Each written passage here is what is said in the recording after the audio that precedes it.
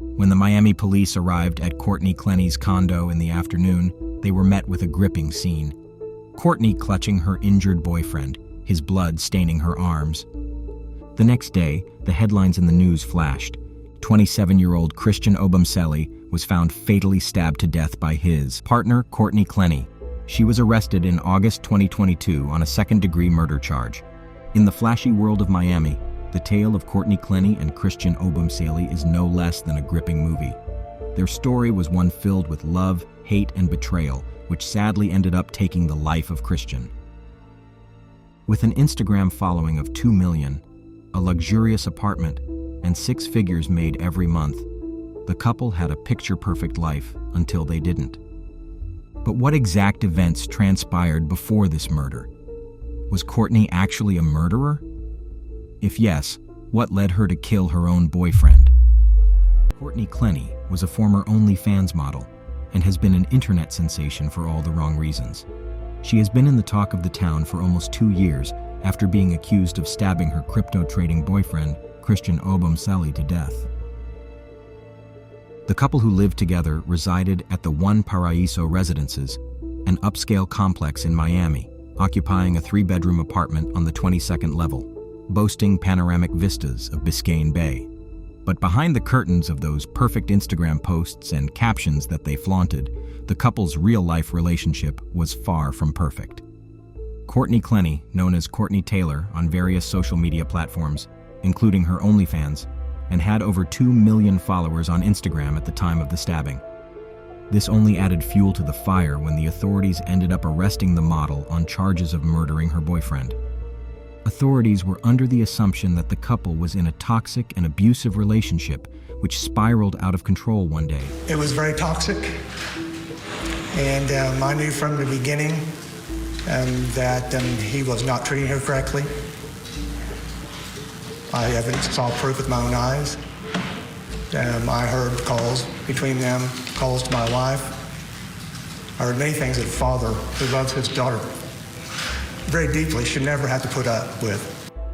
With just their initial understanding and evidence, the authorities were certain that Christian was abusive, which led to Courtney stabbing him as a form of self-defense.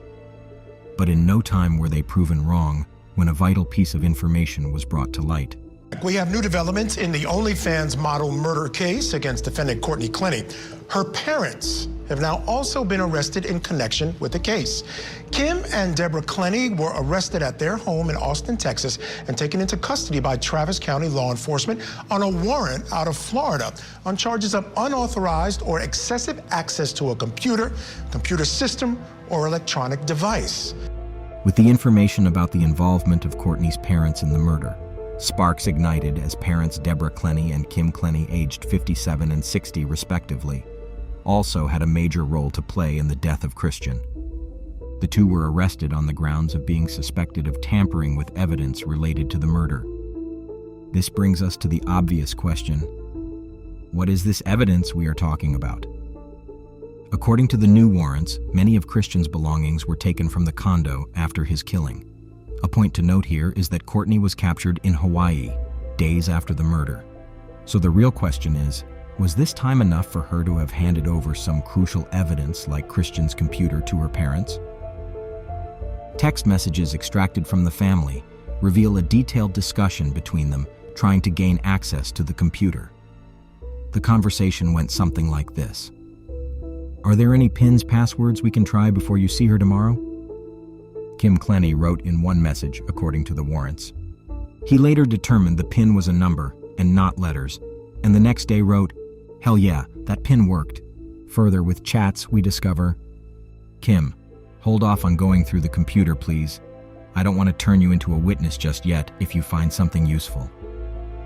The parents and attorneys also discussed potentially shipping the laptop, the warrants added. When it comes to potential evidence, we always have to consider chain of custody issues and don't necessarily want to take the risk that something gets lost in the mail, one attorney messaged.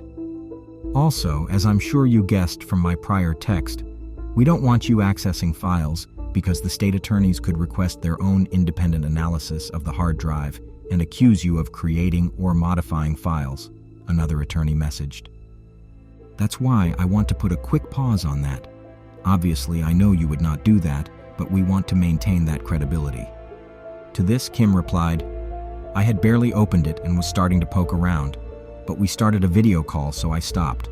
I never opened a file, so I didn't see anything." While all this was happening, Courtney's parents were bailed out of Miami-Dade's jail. When they were released, the couple was welcomed with paparazzi and journalists flashing them with questions from all directions. An ultimate news conference was held with their lawyer to denounce the charges against them. We're extremely surprised and very concerned about the arrest of the Clenney family. This could be an example of prosecutorial overreach and misconduct. It appears excessive in that the family is now confined in jail, awaiting an extradition hearing on what may be an attempt to manipulate media headlines and discredit them before Thursday's scheduled hearing on a gag order in the case. We believe the Clenney family has been targeted with some trumped-up charges to discredit them in the press and make their lives miserable. The actions taken in this case, as far as the arrest of the parents of Courtney Clenney and the new charges against Courtney Clenney, are incredibly troubling, said attorney Jude Facidomo. But it doesn't end there. The attorney goes on to state that the arrest warrant itself is absurd. The arrest warrant in this case is incredibly troubling and frankly never should have been issued. There is not a crime here. The Clenneys have not committed a crime, Facidomo said, as the police collected evidence from Clenney's apartment. According to the attorney, the access to the computer was part of the defense of Courtney Clenney and was an authorized access, and it does not fall within the parameters of the statute that they charge. I think what you will ultimately see as this case is litigated is that this statute was something they pulled out of thin air and does not apply to the facts of this case. Furthermore, the evidence doesn't even stand strong as the laptop was shared by both Courtney and Christian, which meant that she had every right to use it. But if that was the case, why couldn't Courtney remember the PIN to her own laptop? One logical explanation that Facidomo pointed out is that it's common these days for people to have multiple passcodes for their phones and computers. Since Courtney has been in jail for more than a year, it's not surprising that she couldn't recall what it was. He implied that the arrest warrant sounds as though the Clenneys were trying to hack into the computer or something, which is so not the case. It's presented in a way to suggest that this was some sort of hack of this computer. This was easily accessed by a 4-digit code that Courtney knew. This was in her home that she shared with the decedent, Facidomo said. With the involvement of Courtney's parents in tampering with the evidence being proven as false by all means, the next question that the investigators had to tackle was the real reasoning behind the murder of Christian Obumseli. When questioned about why and how she killed her boyfriend, Courtney admitted to causing the death of Christian, but claimed it was in self-defense. Courtney previously informed investigators that Christian had shoved her and forcefully knocked her to the ground, leading her to react by grabbing a knife and hurling it at Christian from approximately 10 feet away. But an important part of the investigation by the coroner who conducted Christian's autopsy stated that his injury could not have been inflicted by a knife thrown from that distance, which led to two possibilities. Either Courtney is lying about the story that resulted in her stabbing Christian, or worse, the entire narrative that Christian was abusive was a lie, and his death was a well-planned murder. However, Courtney's legal counsel previously revealed that the pair had a tumultuous relationship and that Christian was consistently abusive. Courtney's parents had also revealed about an instance which was almost unbelievable to many. Their daughter informed them that Christian once choked her until she began to lose consciousness, and a frightening idea crossed her mind. Oh my gosh, my mom's going to have to plan my funeral. The Hawaii County Police Department and the U.S. Marshals Service apprehended Clenney following the issuance of an arrest warrant by the Miami-Dade County Police Department. EVN, the Miami law enforcement officers, responded to an incident of domestic violence involving a stabbing on the evening of April 3rd. Upon arrival, officers discovered a man, later identified as Christian Obumseli, with a knife injury, while Courtney Clenney was found cradling him.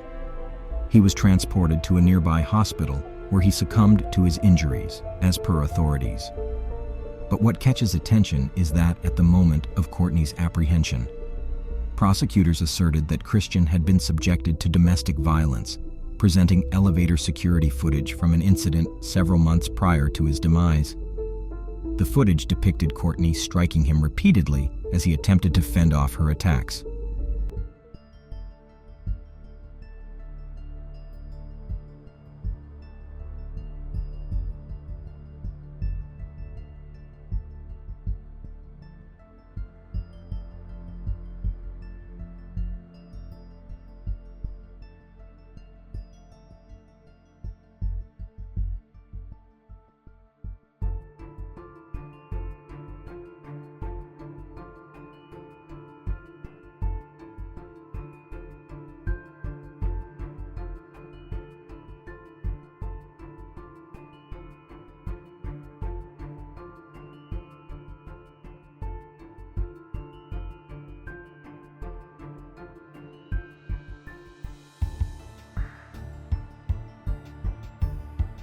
Additionally, prosecutors noted that both security personnel and building staff had recorded numerous loud altercations between the pair, to the extent that eviction proceedings were underway against them. Not only this, another video had surfaced recently that fuels the fact of how downhill the relationship had gotten. I touched her breast Do you see yesterday. how instigative he is? No, you're telling me I touched her breast yesterday when I You did. I didn't say you touched it. You said I did. You were leaning. Yo, you were dumb as I actually don't want to be with you. Actually, I'm done. Okay. Can you send him home? Yeah. Actually, I'm done. Okay, fine. Done. Done. From all the evidence, the authorities realized that it was pretty evident that both Christian and Courtney were abusive in the relationship and were equally participating in the abuse. But to oppose this, Frank Prieto, Courtney attorney, said Christian was actually the abuser and added that the video evidence presented by prosecutors does not depict the events leading up to what was captured in the elevator. He would manipulate and abuse Courtney in private when he thought nobody was around, Prieto said. In a surprising body cam footage released by TMZ, Courtney was explaining to the authorities the reason why she abused her boyfriend Christian in the elevator. Take a look. So when he's following me around this dog park, I said, there is no, your time is up. Like, that's it. And then all of a sudden, like, he's following me to the elevator, and I said, don't follow me. This guy said, I shoved her. When I was upstairs and they showed up on my door, I said, I shoved him. I said, show me the fucking video. Like, I really got angry because that did not happen. All I did was take my dogs there. I feel like I am being like... Nevertheless, Michael Haggard, who is advocating for Obumseli's estate in the civil lawsuit, informed BuzzFeed News that Courtney Clenney was in fact the instigator. Typically, we associate domestic violence with the opposite scenario, but this is a situation where, as evidenced by all police reports, testimonies from neighbors, and conversations with tenants, it's clear that the woman was the one initiating aggression, Haggard stated.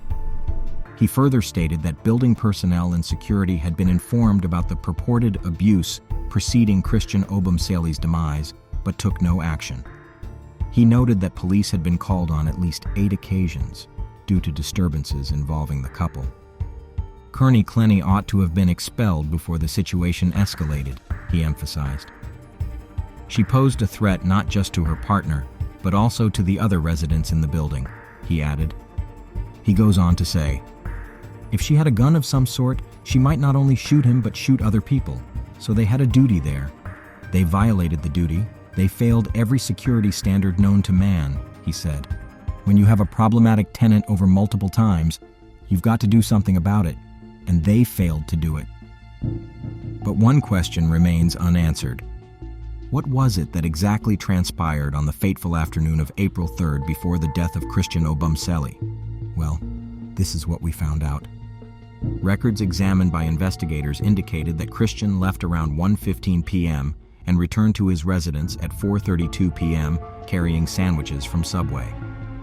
While this was happening, Courtney was concluding an Instagram video, posting just before Christian arrived. She phoned him at 4:01 p.m. and again at 4:33 p.m., shortly before his return. Deborah informed authorities in a recorded statement that she conversed with her daughter on the phone twice between 4:43 p.m. and 4:56 p.m. She recounted hearing Courtney shouting at Christian to leave and accusing him of deceit, but she didn't disclose any details about an assault. Investigators deduced, per the affidavit, that Christian was stabbed within that 13-minute time frame. At 4:57 p.m., Courtney dialed 911. Per the affidavit, she uttered, "I'm so sorry, baby," during the call, while a man's voice in the background expressed an inability to feel his arm and conveyed a sense of dying. Simultaneously, residents had alerted building security about a disturbance, prompting security to call 911 at 4:46 p.m. Courtney informed police that Christian had forcefully pushed her against the wall by the neck and then threw her to the ground. Upon getting up, she claimed, she seized a kitchen knife and hurled it at him from a distance of at least 10 feet, striking his chest. Observing that she provided law enforcement with multiple inconsistent versions of events, the arrest affidavit notes that Courtney also admitted to police, "I really don't know if this was justified at all." Investigators also highlighted the absence of injuries on Courtney, which could have been proof of being attacked. When the news of the death of her boyfriend due to her stabbing was presented to Courtney, this is how she reached. Oh my God.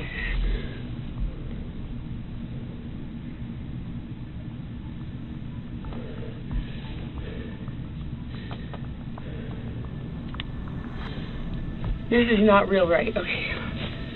No, there's no fucking way. Her reaction to Christian's death was mocked by many. Courtney was seen in shock, crying throughout the interrogation. A majority came forward claiming that she was bluffing and faking her emotions to deceive the authorities. Or maybe was she unaware of the damage she inflicted? Chio Obumseli, the father of Christian Obumseli, filed the lawsuit in Miami-Dade County Court. He also listed the owners of the building where the stabbing happened, the two property management companies, and the building security company as defendants. The prosecution claimed in prior court submissions that Courtney accrued over $3 million from OnlyFans between 2020 and last August. More recently, the state asserted she had earned $900,000 in 2020 and over $1.8 million in 2021. Christian's father filed a lawsuit on behalf of his son's estate, seeking compensation exceeding $50,000. This includes damages for pain and suffering, past and future loss of arrangements, the deceased's potential earnings, and the inheritable estate. However, the defendant's father testified that her total worth was significantly less. Clenney previously informed Judge Cruz that his daughter possesses approximately $11,000 in assets presently, alongside $375,000 in home equity. Courtney has remained in pretrial custody since August 2022, following her arrest and indictment for Christian's murder stemming from the April 2022 stabbing incident. Judge Laura Sharon Cruz refused to grant a bond to the defendant after a bond hearing in November 2022. Watch her reaction when she was denied a bond.